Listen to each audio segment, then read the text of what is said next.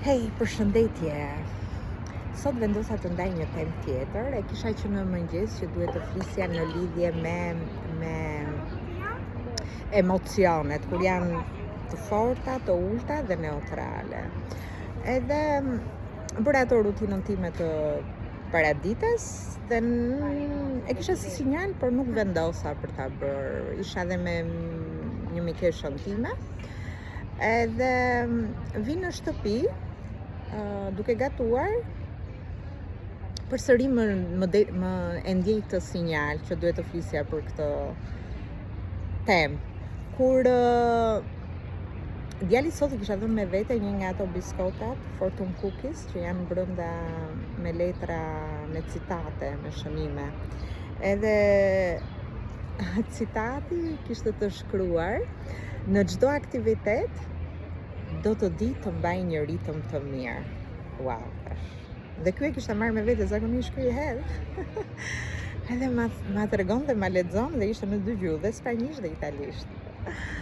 Edhe wow, thash, ky që ka sinjal që unë duhet të flas për këto emocione, sepse dhe po e ndjeja në fakt.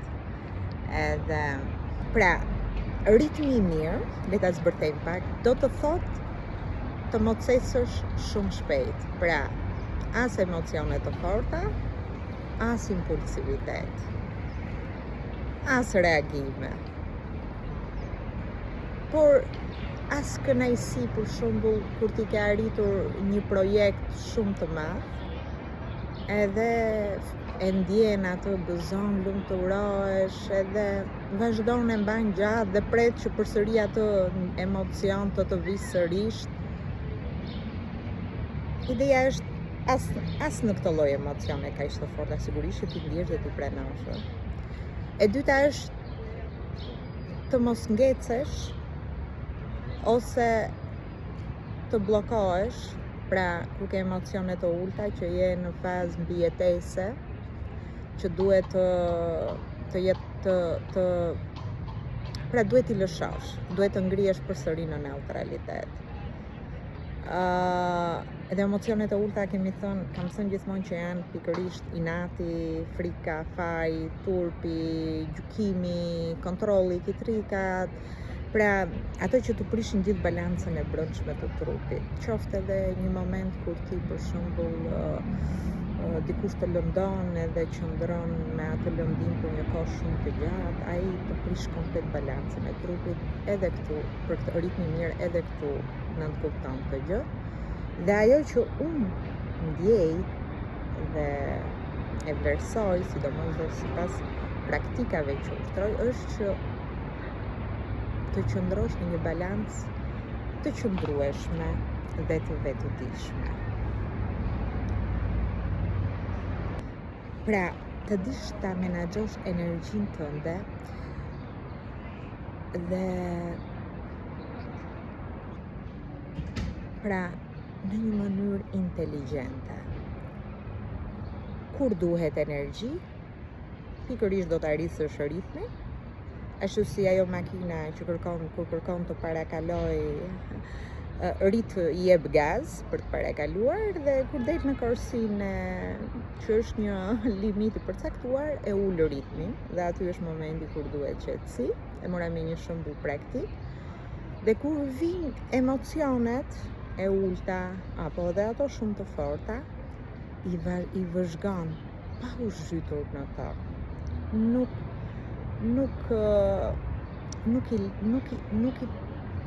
Nuk i ndjen në trupin tënd. Thjesht i vëzhgon për të kuptuar çfarë mesazhi ka ky emocioni që po vjen pikërisht tek unë, çfarë nënkupton, çfarë duhet unë të çliroj, çfarë duhet unë të liroj, çfarë duhet unë të integroj, jo çfarë duhet unë të bëj në perfeksion, sepse perfeksioni është pikërisht ajo që e lëndon trupin tonë. Pra, neutraliteti është baza dhe ritmi i mirë është mjeshtëria.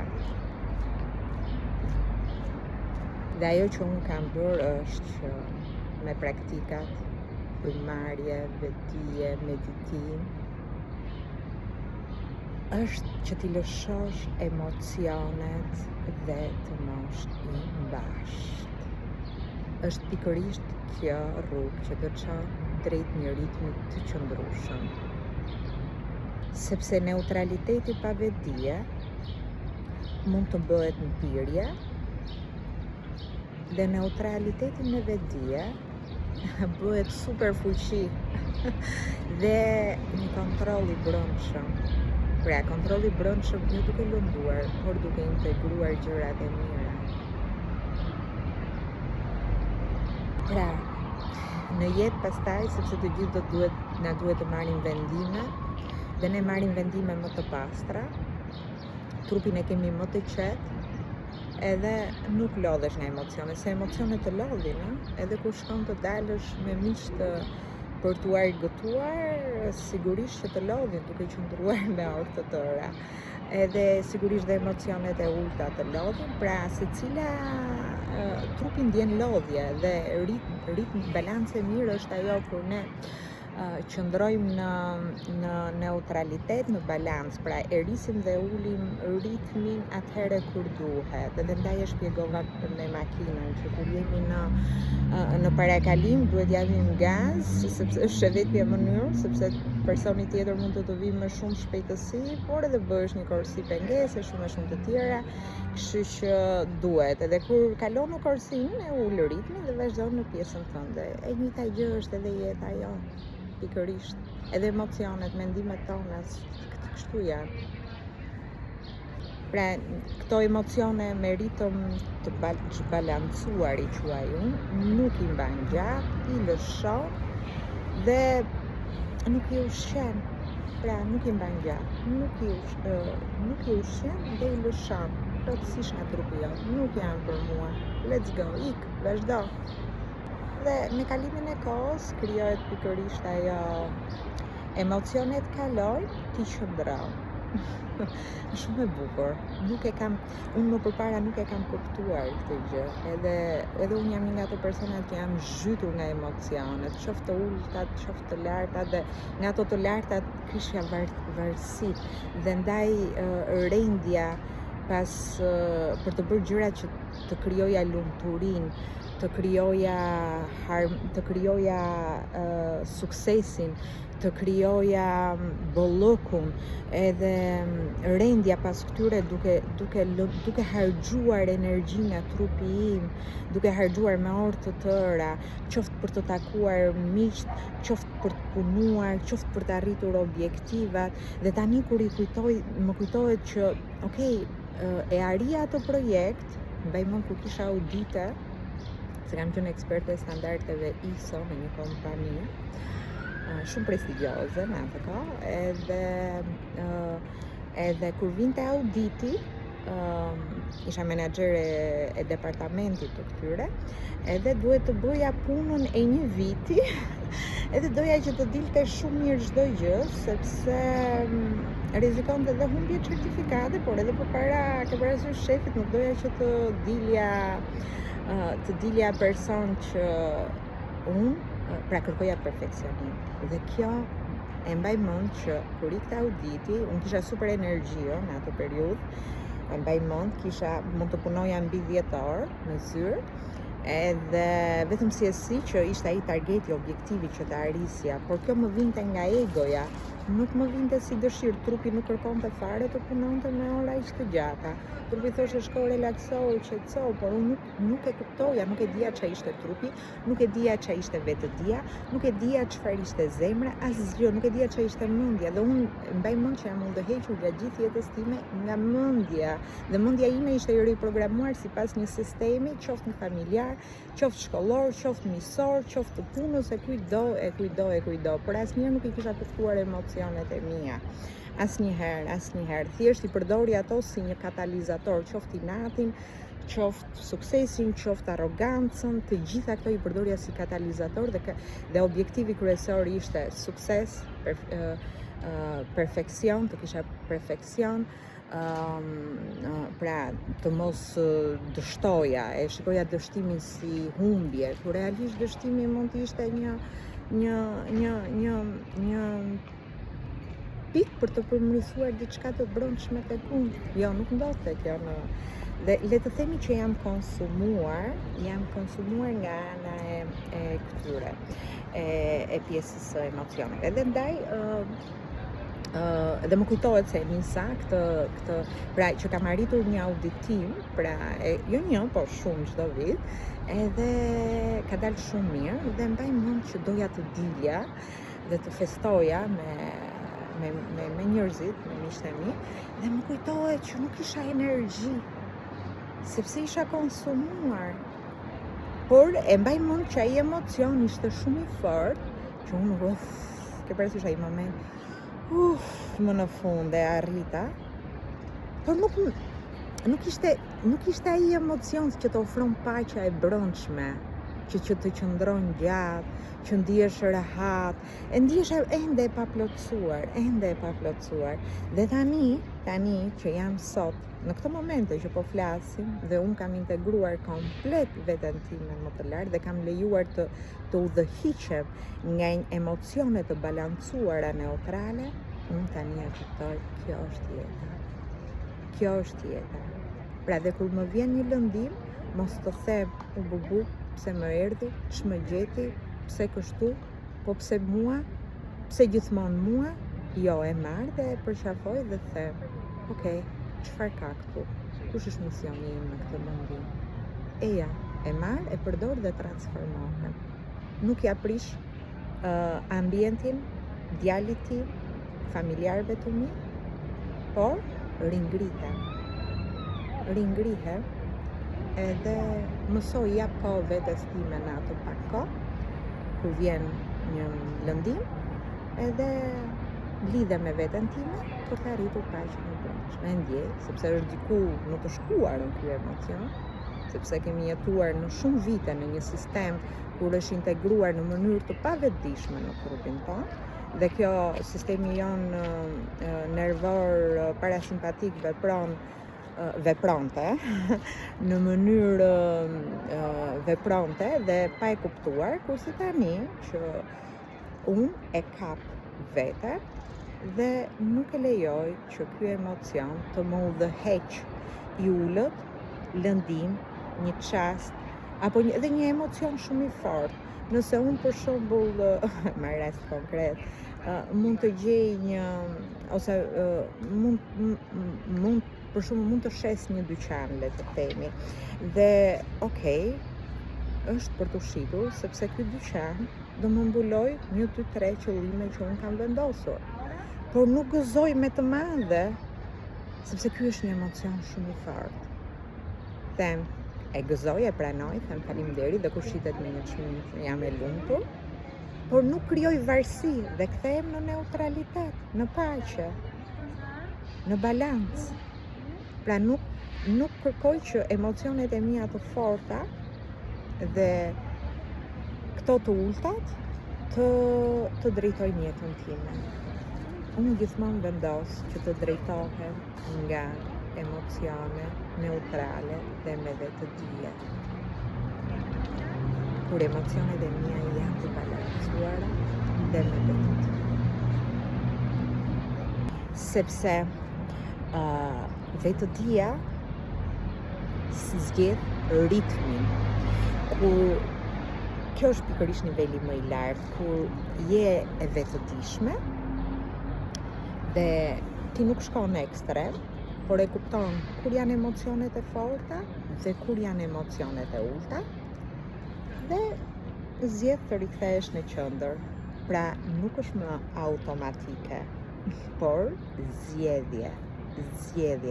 Kjo është pikërisht suksesi i jetës tënde. Pra, unë ndaj bëj frymëmarrje, meditime dhe vetëdije, ushtrime për vetëdije.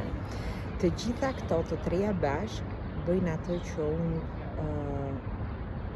pra, le të themi, frymëmarrja më stabilizon, sepse pastron komplet trupin tim nga çdo toksin, nga çdo papastërti, dhe ndjej pas një frymëmarrje shumë të thellë, bëj frymëmarrje shumë të thella.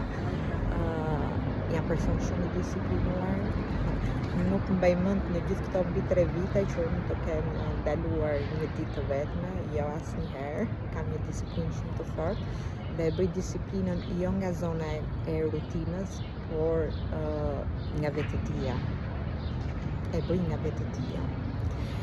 Edhe frymëmarrja të stabilizon, meditimi të çliron nga kapja e këtyre emocioneve dhe vetëdia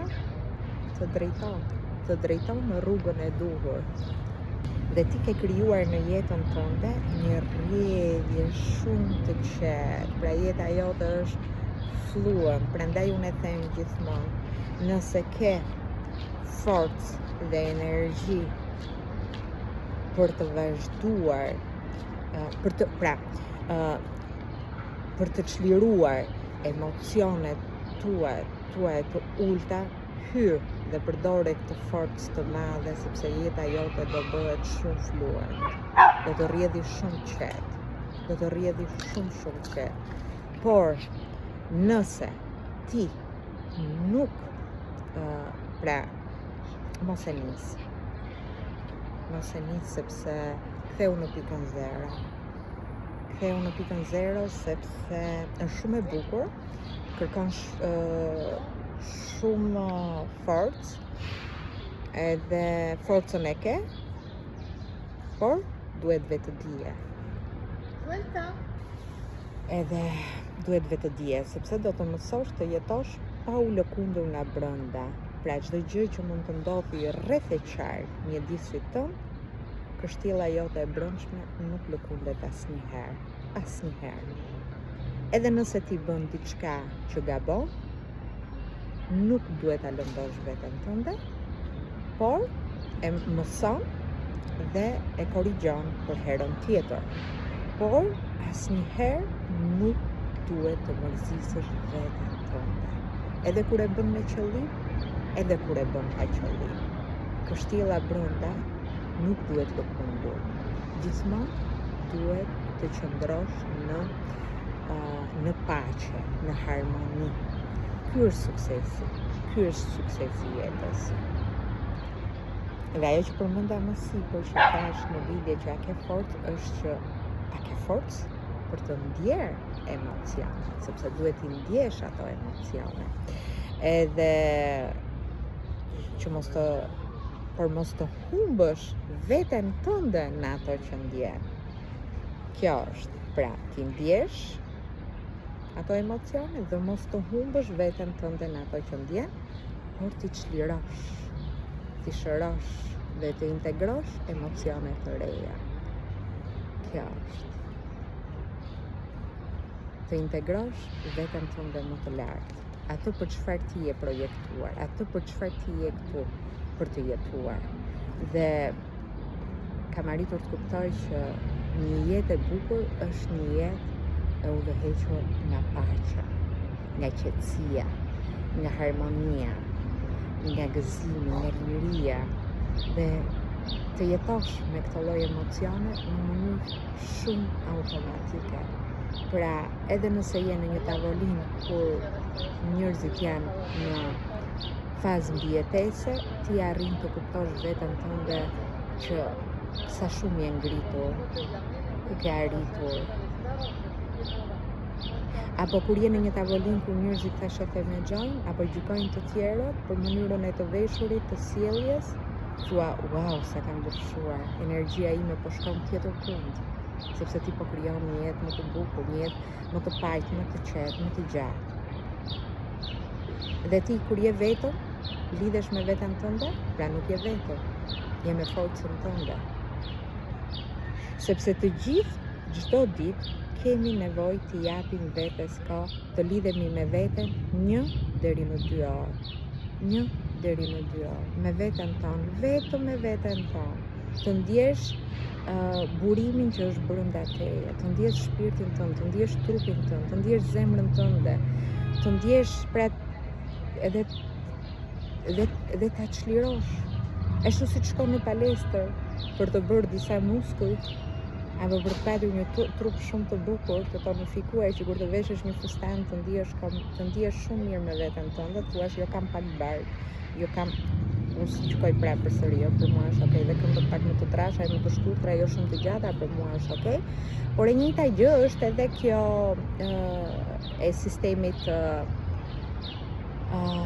pra të qëndrosh me veten 1 deri në 2 orë, të çlirosh sistemin tënd nervor, të çlirosh nervin vagus, të integrosh veten tënde më të lartë dhe të jetosh sipas projektimit që ne jemi këtu për të jetuar.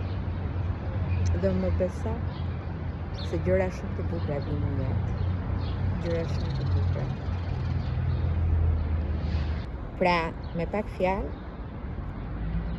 ti po mëson të jetosh pa u lëkundur nga brenda. Love you.